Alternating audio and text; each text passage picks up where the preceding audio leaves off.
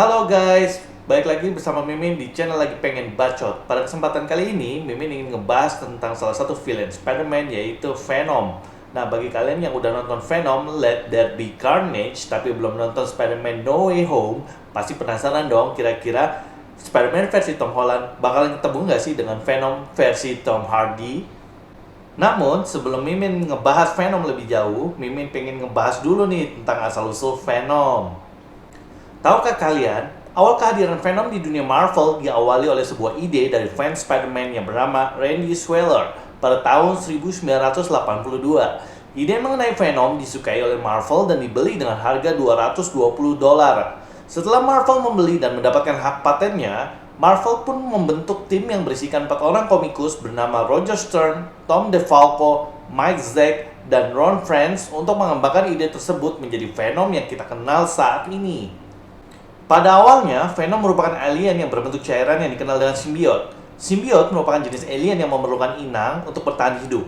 Dalam komik animasi dan sinematik, manusia pertama sebagai inangnya Venom adalah Spider-Man atau Peter Parker. Sedangkan Eddie Brock secara resmi menjadi inangnya Venom pada tahun 1988 dalam komik The Amazing Spider-Man volume 299. Venom direncanakan muncul dalam live action pada film Spider-Man 1 versi Tobey dan diperankan oleh Topher Grace. Namun karena beberapa hal, adegan tersebut di-delete dan tidak ditayangkan. Setelah 5 tahun kemudian, tepatnya pada tahun 2007 di Spider-Man 3 versi Tobey, Venom baru dimunculkan untuk menjadi villain Spider-Man. Dalam film tersebut, Venom berhasil dikalahkan dan dibunuh oleh Spider-Man menggunakan bom yang dimiliki oleh Green Goblin.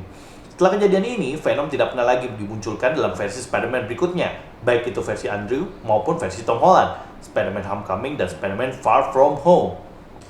11 tahun kemudian, tepatnya pada tahun 2018, film solo Venom yang diperankan oleh Tom Hardy ditayangkan di bioskop. Hanya saja film ini tidak terikat dengan MCU atau dengan kata lain berbeda universe dengan Spider-Man versi Tom Holland. Perbedaan ini juga dapat kita lihat dari Venom yang belum bertemu dengan Spider-Man dan menjadikan Eddie Brock sebagai inang pertamanya. Oleh karena itu, tidak heran jika Venom versi ini tidak memiliki lambang laba-laba di dadanya serta tidak mengeluarkan jaring laba-laba seperti Spider-Man. Karena jika kita mengacu kepada komik, Venom memiliki kemampuan seperti Spider-Man karena dia pernah menyerap kemampuan laba-laba Peter Parker saat menjadi inang pertamanya. Film Venom juga lebih fokus kepada asal-usul Venom dan simbiot lainnya. Hal ini dapat kita lihat pada film Venom dan sequelnya yaitu Venom 2 Let There Be Carnage. Dalam post-scene Venom 2, produser Venom yang bernama Andy Serkis menggoda para fans Spider-Man dengan menampilkan adegan Eddie Brock berpindah universe ke dalam MCU. Kejadian ini dapat dilihat saat Eddie Brock melihat sebuah berita yang menceritakan Spider-Man menjadi public enemy dan paling dicari di dunia. Kejadian ini membuat para fans Spider-Man histeris dan memunculkan spekulasi-spekulasi liar di internet. Salah satu spekulasi yang paling masuk akal adalah, jika Spider-Man versi Tobey dan Andrew tidak jadi muncul, maka Venom versi Tom Hardy lah yang akan datang untuk membantu Spider-Man melawan Electro, Lizardman, Sandman, Dr. Octopus, dan Green Goblin.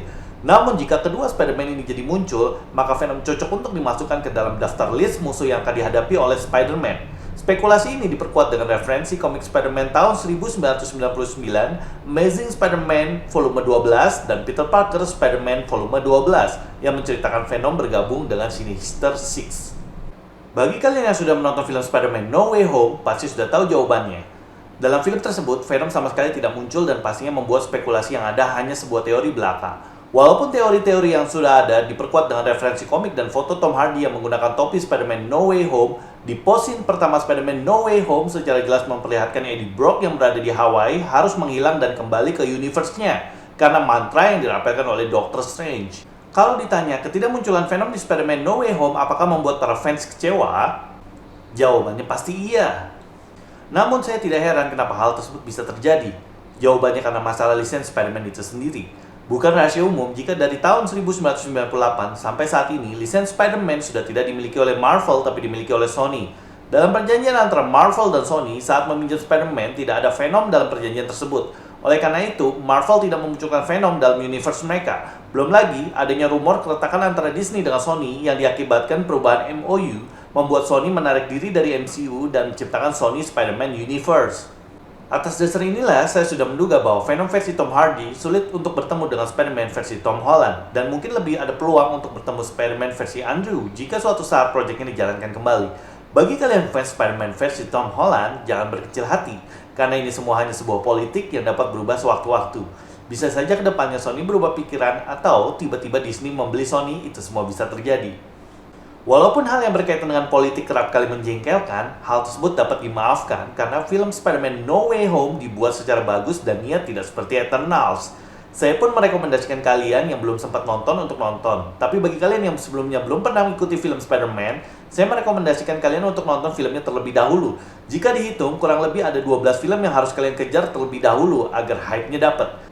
Film Spider-Man yang saya maksud yaitu trilogi Spider-Man versi Tobey, Spider-Man 1, Spider-Man 2, dan Spider-Man 3, The Amazing Spider-Man versi Andrew, The Amazing Spider-Man 1, dan The Amazing Spider-Man 2, Captain America Civil War, Spider-Man Homecoming, The Avengers Infinity War, The Avengers Endgame, Spider-Man Far From Home, Venom, dan Venom 2, Let There Be Carnage.